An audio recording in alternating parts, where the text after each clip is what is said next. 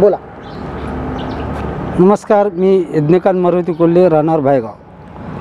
आज पाहिलं तर किमान 4 वर्षापासून अतिक्रमणाचा प्रश्न आहे. माननीय जिल्हाधिकारी, मुख्य कार्यकारी अधिकारी, तहसीलदार, BDO यांना पत्र दिलेलं आहे. कारण माझ्यापाशी पत्र पाहिलं तर आज 100 पत्र आज माझ्यापाशी जमा झालेलं आहे. त्यांनी चौकशीचा अहवाल सादर करण्याकरता जिल्हाधिकाऱ्यांसुद्धा पत्र दिलं आहे, मुख्य कार्यकारी अधिकारी साहेबांना पत्र आहे. आज पाहिलं तर उपमुख्य कार्यकारी अधिकारी साहेब आहेत जे आता रुजू आहेत, त्यांनीसुद्धा आज नांदेड तालुक्यामध्ये BDO म्हणून होते. तसेच काल मॅडमसुद्धा 2-4 दिवसाखाली प्रशिक्षणाला म्हणून शर्मा मॅडम आल्या, त्यांनाच भेट झाली. त्यांनी पत्र ज्यावेळेस त्यांनी पत्राची मागणी केली, पत्र त्यांना दिलं. त्यांनी सांगितलं होतं की मला 2 ते 3 दिवसात चौकशीचा अहवाल देतो म्हणून. अहवाल देऊन कारवाई पुढच्या व्यक्तीवर कारवाई करणार असं सांगितलं होतं. मात्र आज पाहिलं तर कुठलीच कारवाई झालेली नाही.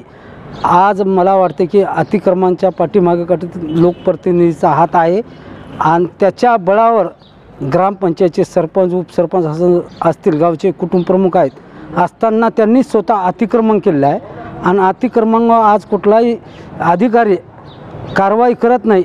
याच्या पाठीमागेला मला वाटतं कुठलं तरी देवाणघेवाणच्या जाळ्यामध्ये अडकलेत की काय आहे हे वाटतं. आपल्या ग्रामपंचायतीचे सरपंच गावामध्ये राहतात का आणि ग्रामसेवक येतात का? आमच्या गावामध्ये पाहिलं तर आज सरपंच नांदेडलाच त्यांनी राहतात. नांदेडला त्यांची आडत दुकान आहे. आणि दुसरी गोष्ट सांगायचं म्हटलं तर आपले सदाशिव वाकोडे आहेत, त्यांनी लोकप्रतिनिधीच्या आधारित गावात तर कधी राहतच नाहीत, कधीतरी येतात आणि त्यावेळेत कोणी आलं तर आलं, गेलं. आणि कुठलीच ग्रामपंचायतीची आज पाहिलं तर ठराव त्यानं कधीच घेतलेला नाही आणि सभा बी झालेली नाही. चावडी वाचन झालं नाही का आपल्या गावात? चावडी वाचन कुठलंच काही झालेलं नाही. विकास कामं 15चे निधी वगैरे व्यवस्थित झाले का आपल्या गावात? 15 युगाच्या इतक्यात खाली मी एक माहितीचा अधिकार दिलं तर पत्र दिलं तर त्यांचे कुठलंच नाही. जे अधिकारी होते ते देवाणघेवाणच्या जाळ्यामध्ये अडकल्यापरी त्यांनी कुठलीच चौकशी केली नाही. बोगस तर 100% गावातले कामं आहेत. शासनाकडे काय मागणी आहे? भायगाव येथील अतिक्रमणाबाबत शासनाला वारंवार निवेदन देऊन देखील शासनाने आजपर्यंत कुठलीच कारवाई केलेली नाही.